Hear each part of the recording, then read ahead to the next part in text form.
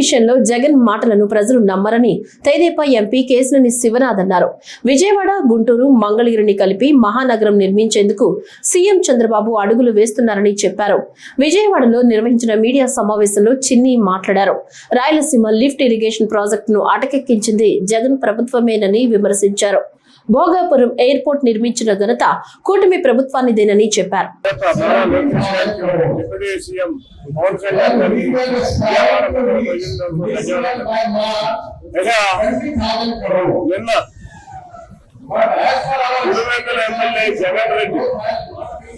విస్తృతమైన మనస్తత్వం కలిగిన వ్యక్తి, ఎవరు కూడా ఆమోషంగా ఉంటే ఇష్టపడని వ్యక్తి.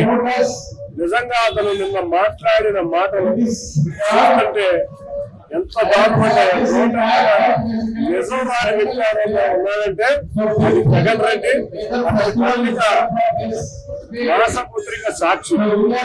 చెప్పేది అబద్ధం, చేసింది చెప్పడం. ఇవాళ రాయలసీమ లిఫ్ట్ ఇరిగేషన్ గురించి కానీ, అమరావతి రాజధాని గురించి కానీ ఎంత నికృష్టంగా మాట్లాడతారంటే ఎంతో క్రీడ మొదలుపెట్టారు. కానీ వాళ్ళ ప్రజలు నమ్మే పరిస్థితుల్లో లేరు. రాయలసీమ వాళ్ళ ఆగిందంటే మీ మూలంగా కాదా?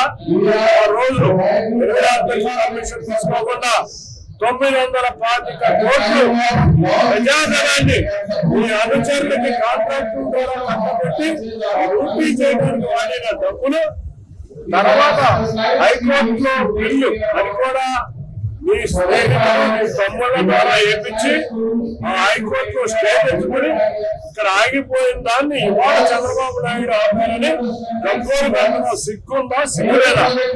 అన్నిటికన్నా విచిత్రం ఏంటంటే ఈ విస్తృత మనస్తత్వం కలిసిన జగన్ రెడ్డి అంటాడు రాజధాని విజయవాడ, గుంటూరు మధ్యలో పెట్టాలంట. ఎక్కడ ఉంటాయా రాజధాని? వీట్లేదా?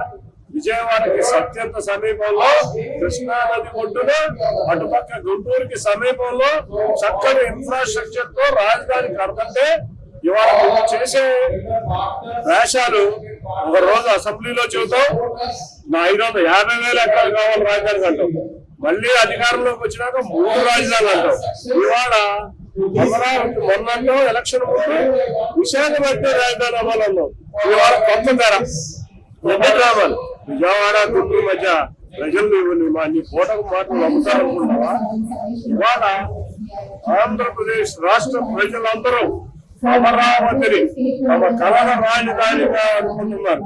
ఈ అమరావతి కళల రాజధాని దారిలో పడి బ్రహ్మాండమైన శుభవేగంతో వెళ్ళతంటే మళ్ళీ వచ్చేసారు ఈ సైకిల్ కలిగిన జగన్ రెడ్డి అండ్ బ్యాచ్.